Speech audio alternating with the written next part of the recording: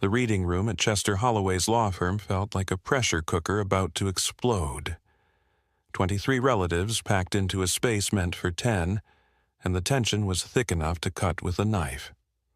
My father, Roland, sat in the front row, his $1,000 suit perfectly pressed, checking his Rolex every 30 seconds like he had somewhere more important to be. Next to him, my mother, Vera, clutched her designer purse against her chest, her knuckles white from the grip. She hadn't spoken to me since the funeral, just shot me cold glances that said everything she was thinking. "This is taking too long," Dad muttered to his personal lawyer. "I have a board meeting at 3. Even now, even at the reading of his own mother's will, he couldn't stop thinking about work. That was Roland Whitmore in a nutshell, a man who knew the price of everything but the value of nothing. My Uncle Dalton stood against the wall, his bulk taking up enough space for 2 people. The oldest of Grandma's 3 sons, he'd inherited her height, but none of her wisdom. His bloodshot eyes darted around the room, calculating, measuring, already spending money he didn't have yet. His 3rd wife, a woman half his age named Brittany, filed her nails and looked bored. She'd only known Grandma for 6 months, but here she was, ready to collect. $46 million, Dalton whispered to his brother Preston. Even split 3 ways, after taxes, we're still looking at $10 million each, minimum.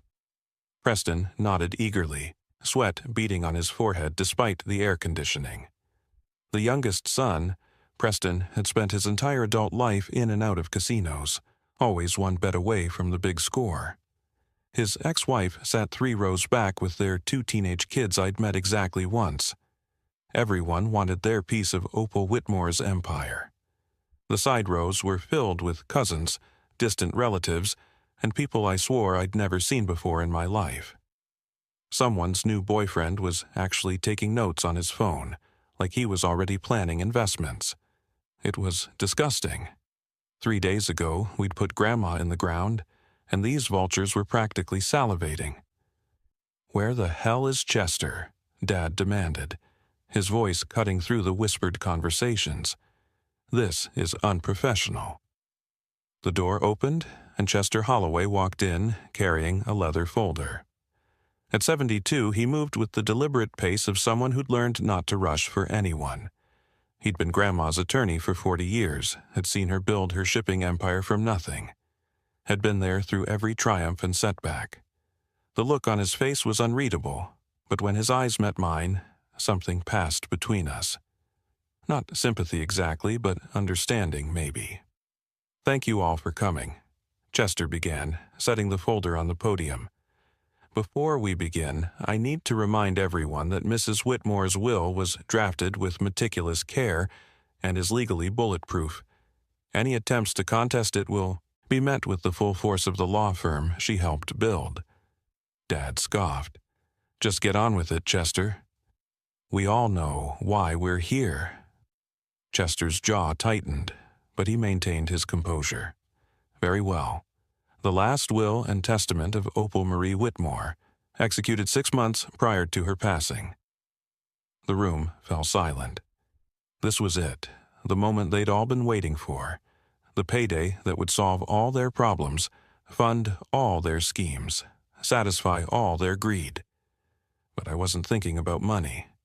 I was thinking about Grandma's hand in mine 3 weeks ago, how light it felt, like she was already halfway to somewhere else.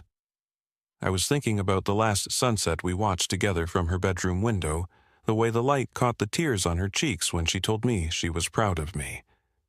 I was thinking about how none of these people had been there for that. Not one. Chester opened the folder and pulled out the first document. The paper looked official, formal, weighted with importance. But there was something else in that folder. I could see it. Multiple envelopes, sealed, waiting. Chester's fingers hesitated for just a moment on that final envelope, and when he looked up, he was looking directly at me. The lawyer cleared his throat, adjusted his glasses, and began to read. And with his first words, I knew Grandma had planned something none of us expected. Because Opal Whitmore never did anything the conventional way, and she certainly wasn't going to start with her final goodbye. 3 years ago, I was nobody special. Just another construction foreman in Portland, running crews on commercial buildings and coming home to a one-bedroom apartment that smelled like whatever my neighbor was cooking. My days started at 5 in the morning with black coffee and blueprints, ended at 7 at night with a beer and whatever game was on TV. It was simple, predictable, and I was fine with that. My relationship with my family had always been like a puzzle with missing pieces. Dad, Roland Whitmore, was a big-shot investment banker who moved us from Portland to New York when I was 15, then moved himself back to Portland when I was 18, leaving me to figure out college on my own. He sent money, sure, but never time, never presence. Our conversations lasted exactly as long as it took for him to make sure I wasn't embarrassing the family name. "You're working construction?" he'd said when I told him about my job. "With a business degree?" "Garrett, that's beneath you. I like building things," I'd replied. "Things that last." He'd hung up without saying goodbye. That was 2 years before Grandma got sick. Mom, Vera, was even worse in her own way. She'd married Dad for his last name and the status it brought. She spent her days at the country club, planning fundraisers for causes she couldn't actually name, and getting her picture in the society pages. When I was young, she'd sometimes look at me like she was surprised I existed, like I was an accessory she'd forgotten she'd purchased. My uncles were their own special brand of disappointing. Dalton, the eldest, had burned through 3 marriages and 6 businesses, each failure more spectacular than the last. He had this way of making everything sound like a sure thing, right up until it collapsed. Preston, the youngest, lived his life like it was one long Vegas weekend. He'd call me maybe once a year, always needing just a small loan that we both knew he'd never pay back. Then came that October morning that changed everything. I was reviewing permits when my phone rang.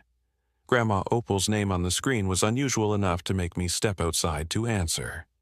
"Garrett, sweetheart," she said, and I could hear something different in her voice, a weight that hadn't been there before. "I need to see you. Can you come by this weekend?" "Of course, Grandma." "Everything okay?" "We'll talk when you get here." The drive to Cannon Beach took 2 hours, but I'd made it in 90 minutes. Grandma's oceanfront mansion sat on a bluff overlooking the Pacific, 28 rooms of timber and glass that she'd built in 1995 after her company went international. But when I arrived, she wasn't in any of those grand rooms. I found her in the kitchen, making tea the way she always had, like the world wasn't shifting under her feet. "Pancreatic cancer," she said simply, pouring me a cup. "Stage 4, the doctors give me 18 months if I'm lucky."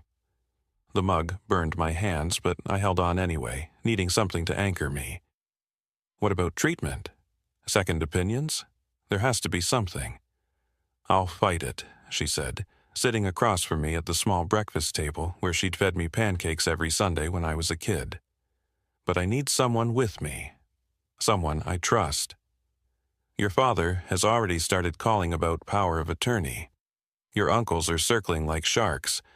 I need someone who gives a damn about me and not just my bank account." "I'll move in tomorrow," I said without hesitation. "Garrett, your job, your life in Portland. You're my family, Grandma. My real family. The job will be there when I get back."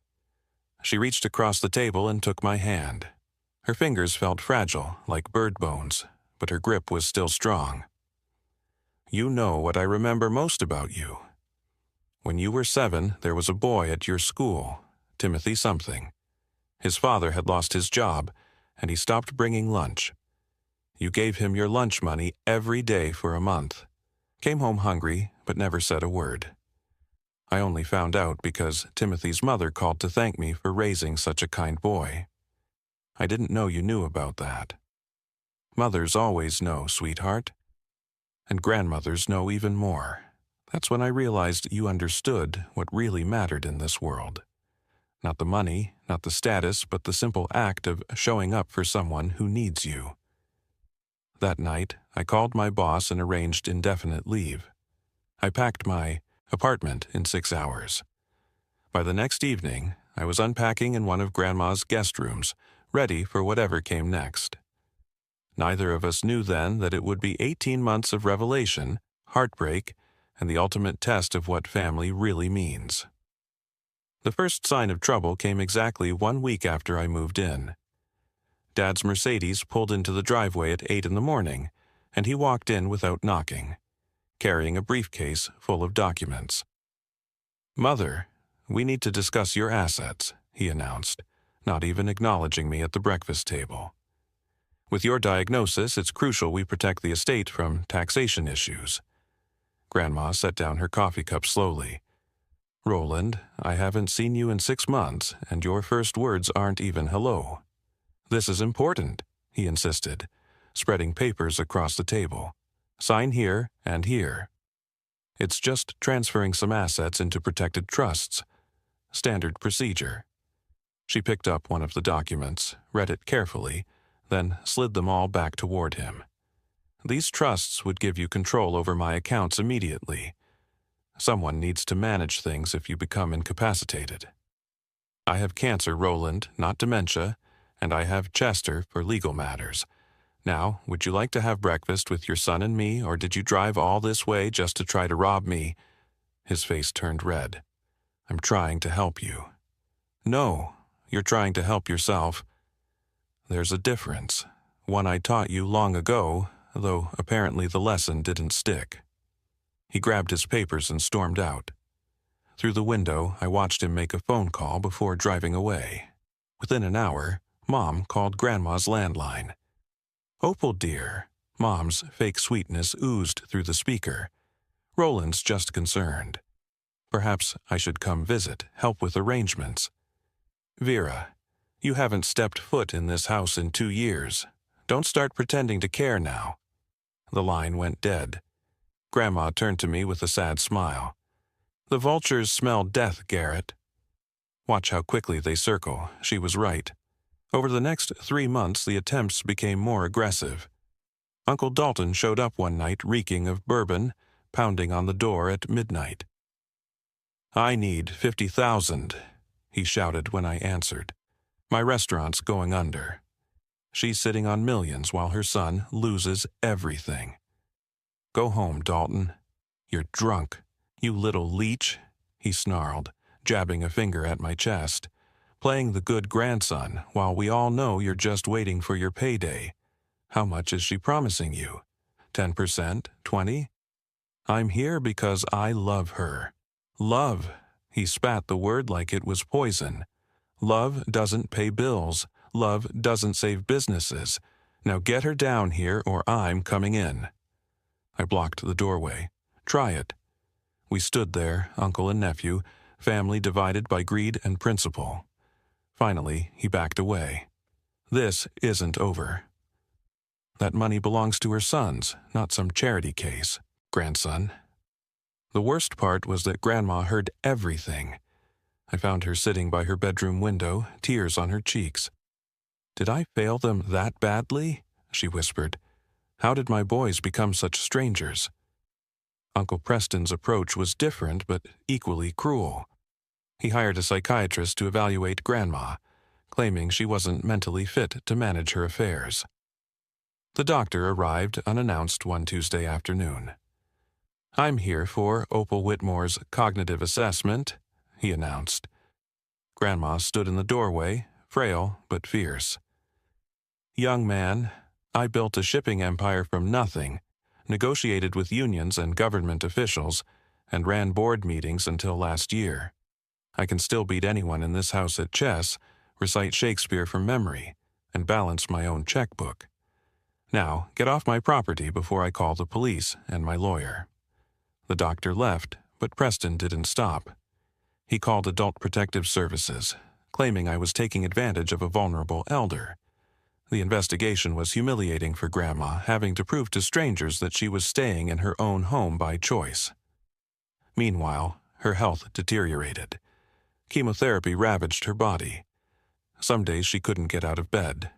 I learned to manage her medications, change IV bags, help her to the bathroom. The work was hard, but the emotional toll was worse. Watching this titan of a woman who'd built an empire and raised a family, reduced to hoping just one of her children would visit without an agenda.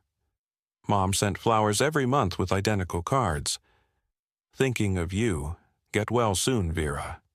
Never a visit, never a real phone call, just flowers that Grandma asked me to donate to the hospital. At least other patients will enjoy them, she said. Someone should get comfort from my children's gestures even if I can't.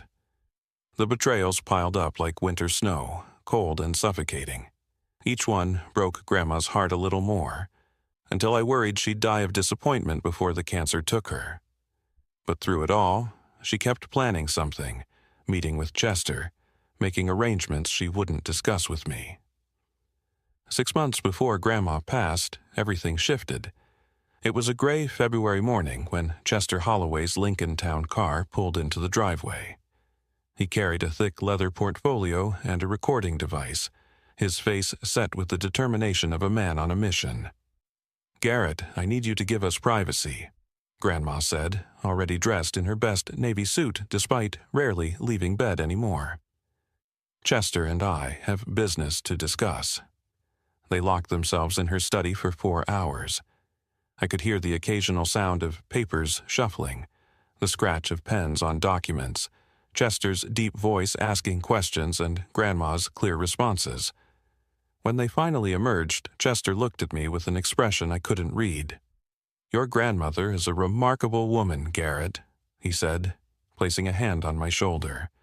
"Remember that, no matter what happens in the coming months.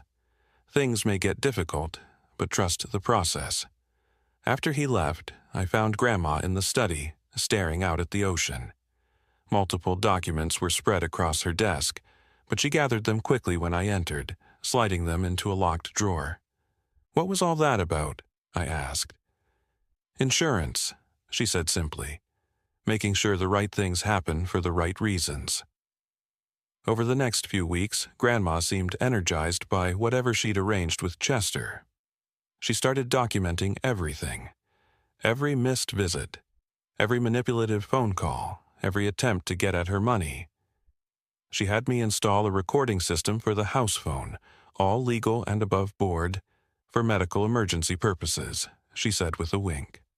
The recordings revealed more than either of us expected. Dad calling her doctor, trying to get information about her mental state. Preston attempting to bribe her housekeeper, Maria, for copies of financial statements. Dalton on a 3-way call with both brothers, planning to contest any will that didn't give them equal shares of everything. "The old bat can't last much longer," Dalton said on one recording. "We just need to make sure the kid doesn't manipulate her into anything stupid." "I've got my lawyer ready," Dad added. "The second she dies, we file for immediate freeze on all assets. Garrett won't be able to touch a penny." Grandma listened to these recordings with me, her face never changing, but her hand trembled as she took notes. "They're not even pretending anymore," she said quietly. "At least now I know where we all stand." Her health declined sharply after that. The cancer had spread to her liver and bones. Hospice came in mid-April. I took complete leave from work, sleeping on a cot in her room in case she needed anything at night. Those last weeks were brutal and beautiful in equal measure. We talked about everything during those long nights when pain kept her awake. Her childhood during the Depression, eating flour soup and wearing shoes made of cardboard. How she'd started her company with 1 truck and a loan from a fisherman who believed in her. Her first $1 million. How she'd celebrated alone, because her husband had already passed and her sons were too young to understand. "I wanted to give them everything I never had," she said one night, morphine making her voice dreamy. "But somewhere along the way I gave them everything except what mattered. Values, compassion, the understanding that money is a tool, not a goal." 2 weeks before she died, she grabbed my hand with surprising strength. "Garrett, I need you to promise me something. When Chester reads the will, no matter what happens, don't defend me. Don't explain my choices. Let them react. Let them show exactly who they are." "Grandma, what did you do?" "I'm setting things right. Or as right as they can be now. Just promise me you won't interfere. Let Chester handle everything. I promise. She smiled then, the first real smile I'd seen in weeks. You're going to be okay, sweetheart. Better than okay. You're going to understand what real wealth means. Her funeral was scheduled for a Thursday. She passed on a Monday evening, watching the sunset paint the ocean gold and pink. Her last words were clear and calm. The truth always surfaces, Garrett. Like oil on water, it always rises to the top. Watch for it. The obituary ran in 3 newspapers.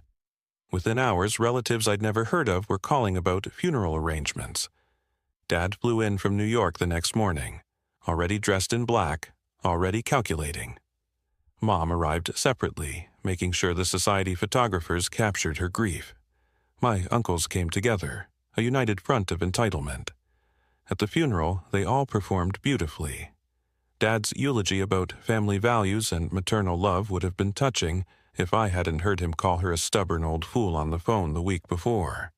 The tears, the memories they shared, the touching anecdotes, all of it rang hollow as a bell. Chester announced the will reading for the following week. The vultures circled immediately, but I just waited, trusting whatever Grandma had planned.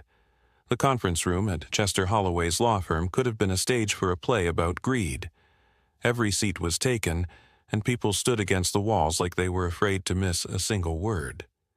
Dad sat in front with his personal lawyer, a sharp-faced woman who kept checking documents on her tablet. Mom had brought her financial advisor, a nervous man who kept adjusting his tie. Uncle Dalton cracked his knuckles repeatedly, while Preston sweated through his shirt despite the cool temperature. Chester entered precisely at 2 o'clock, carrying the same leather portfolio from that day 6 months ago. He set it down carefully, adjusted his glasses, and looked at each person in the room with the steady gaze of someone who'd seen every kind of family drama in his 40-year career. "Before we begin," Chester said, his voice carrying the authority of law and experience, "I want to remind everyone that Mrs. Whitmore executed this will 6 months ago, while in full mental capacity, witnessed by 3 medical professionals and 2 independent attorneys. Any attempts to contest it will be met with the full resources of this firm." Dad's lawyer started to speak, but Chester raised his hand. "Please hold all questions until I've finished reading the complete document." He opened the portfolio and pulled out the first document. The last will and testament of Opal Marie Whitmore, dated February 15th of this year. "To my son, Roland Whitmore, I leave my complete collection of family photographs, stored in albums in the study. Every birthday, every Christmas, every family gathering you missed while building your fortune. Perhaps looking at them will help you understand what you traded for your success." Dad's face went from expectant to confused to furious in 3 seconds. "Photos? That's it?" Chester continued without acknowledging the outburst. "To my son, Dalton Whitmore, I leave my personal recipe book, including the recipes for every meal you claimed you could improve but never once cooked for me. May you finally learn that talking about doing something and actually doing it are different things." Dalton stood up so fast his chair fell backward. "This is insane. Where's the money? To my son, Preston Whitmore, I leave my antique deck of playing cards, the ones my father used to teach me that gambling with family love is the only bet you're guaranteed to lose." Preston's face turned purple. "She's mocking us. This whole thing is a joke." "To my daughter-in-law, Vera Whitmore," Chester continued steadily, "I leave my collection of costume jewelry. 23 pieces that look expensive but are worth nothing, much like the affection you showed me over the years." Mom gasped, her hand flying to the real pearls at her throat.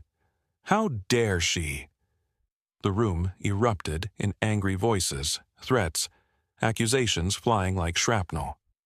Chester waited patiently for the noise to die down, then pulled out a second envelope. "To my grandson Garrett Whitmore, I leave my 1947 Cadillac coupe, purchased with the first profit from my business. It still runs because it was maintained with care, not money. Like love, it only needed consistent attention to last. I felt every eye in the room turn to me with hatred so pure it could have burned through steel. "That's all?" Dad shouted. "Where's the 46 million? The oceanfront property? The shipping company? The investment portfolios?" Chester pulled out a thick document. "Ah, yes, the estate valued at $46 million. I have here a complete financial disclosure, also executed 6 months ago." The room went silent as death. 3 years ago, upon receiving her diagnosis, Mrs. Whitmore began liquidating her assets. She sold the shipping company to her employees for $1, with the provision that all profits for the next decade go into their retirement funds. She liquidated all investment portfolios and properties, converting everything to cash. $46 million in cash, Dalton breathed. "Where is it?" Chester smiled then, the first real emotion he'd shown. Distributed as follows. $30 million was used to establish the Whitmore Foundation for Childhood Cancer Research, focusing on pancreatic cancer that affects children. $8 million funded full college scholarships for 200 first-generation students from working families. $5 million was distributed among 15 food banks and homeless shelters in Oregon and Washington. $2 million went to Doctors Without Borders. The silence was so complete I could hear the air conditioning humming. "The oceanfront mansion," Chester continued, "was sold to the Oregon State Parks Department for $1 to be converted into a public beach access and nature preserve. By Mrs. Whitmore's specific instruction, it will be named the Garrett Whitmore Preserve, honoring the only family member who understood that the best views shouldn't be reserved only for those who can afford them." "No," Dad whispered. "She couldn't have. We're her children. That money was ours by right." Chester pulled out one final document. "There is one more bequest. $1 million remains in a trust, with Mr. Garrett Whitmore as the sole trustee. This money can only be used for one specific purpose, to pay for medical care and support for any family member who becomes ill and has no one else to turn to. As Mrs. Whitmore wrote, Garrett will help even those who don't deserve it, because that's who he is. This trust ensures he can afford to keep being himself." The conference room exploded into chaos. Dad lunged across the table, grabbing Chester's collar. "You helped her do this. This is fraud, manipulation, elder abuse." Chester, completely unfazed, simply said, "There are security cameras recording this assault, Mr. Whitmore. I suggest you sit down." Uncle Dalton was on his phone with his lawyer, screaming about mental incompetence and undue influence. Preston actually kicked a chair across the room. Mom sat frozen, her face white as paper, calculating and recalculating money that no longer existed. "We'll destroy you," Dad pointed at me, his finger shaking with rage. "You poisoned her against us. You stole our inheritance." "I didn't know," I said quietly. "I had no idea she'd done any of this." "Liar," Dalton roared. 3 years living with her, and you expect us to believe you didn't know." Chester cleared his throat. Mr. Garrett Whitmore was never informed of these decisions. Mrs. Whitmore insisted on that. She wanted his care to be genuine, not motivated by knowledge of any particular inheritance. There are sealed affidavits from the witnesses confirming he was never present for any financial discussions. They stormed out one by one, throwing threats like confetti. "This isn't over," Dad promised. "I'll spend whatever it takes to break this will." "Good luck with that," Chester replied calmly. "You'll be fighting the American Cancer Society, 200 scholarship recipients, and the state of Oregon. I'm sure that will play well in the press." When they'd all gone, Chester handed me a sealed envelope. "She wanted you to read this alone." I drove to what used to be Grandma's mansion, now with a new sign reading, "Future home of Garrett Whitmore Preserve, opening next summer." I sat on the bluff where we used to watch sunsets and opened her letter. "My dearest Garrett, if you're reading this, then Chester has delivered my final lesson to our family.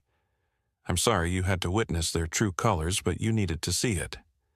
You needed to understand that DNA doesn't make a family, love does. The money was always going to destroy them. If I'd left them millions, they would have fought over it until lawyers got most of it. Anyway, if I'd left them nothing outright, they would have assumed you manipulated me. So I gave them exactly what they'd given me. Tokens that look like something but mean nothing. They got what they earned. You got what you earned too, not millions because you never wanted that. You got the truth that you're nothing like them. You got the knowledge that when someone needed you, you showed up. You got to be the name on something that will bring joy to families for generations. The $1 million in trust isn't really for them. We both know they'll never ask you for help. Their pride won't let them. It's for you to use as you see fit, helping people who actually need it. I know you will. You've been doing it your whole life, usually with much less. But your real inheritance is freedom. Freedom from wondering if you're like them. Freedom from their poison. Freedom to live your life knowing you chose love over money. And that choice made you wealthy in ways they'll never understand. Live well, my sweet boy. Build things that last. Love people who deserve it. And remember that the fortune I spent my life accumulating was only worth something when I gave it away to people who'd use it right. All my love, Grandma Opal. That was 2 years ago. The lawsuits all failed, just as Chester predicted. Dad doesn't speak to me. Mom moved to California to reinvent herself. Uncle Dalton filed for bankruptcy again. Uncle Preston disappeared somewhere in Nevada, but the trust has helped 17 families so far. Construction workers whose kids got cancer. A janitor at my company whose wife needed heart surgery. Real people with real problems who just needed someone to give a damn. Each time I write a check, I think of Grandma smiling, knowing she'd turned her fortune into something that actually mattered. Last week, the preserve officially opened. Hundreds of families came that first day. Kids built sandcastles where Grandma's rose garden used to be. Teenagers played volleyball where the fountain stood. An elderly couple sat on a bench, sharing sandwiches and watching the sunset from the exact spot where Grandma and I used to play chess. A little girl ran up to me, pointing at the sign. "Is that you, Garrett?" "That's me." "Why's your name on the park?" "My grandma wanted everyone to have a beautiful place to watch the ocean," I said. "She believed the best things in life should be free." "She sounds nice. Is she here?" I looked at the waves, the families, the joy on faces that would never know Opal Whitmore's name, but would benefit from her final act of rebellion against greed. "Yeah," I said, "she's here." If this story touched your heart, please hit that like button and share it with someone who needs to hear that family isn't about blood, it's about who shows up when life gets hard. Drop a comment below sharing your own thoughts about what real wealth means to you. And if you want more stories about families, redemption, and the unexpected ways love shows up in our lives, make sure to subscribe to the channel and hit the notification bell. Thank you for watching. And remember, the best inheritance you can leave or receive isn't money, it's the knowledge that you were truly loved.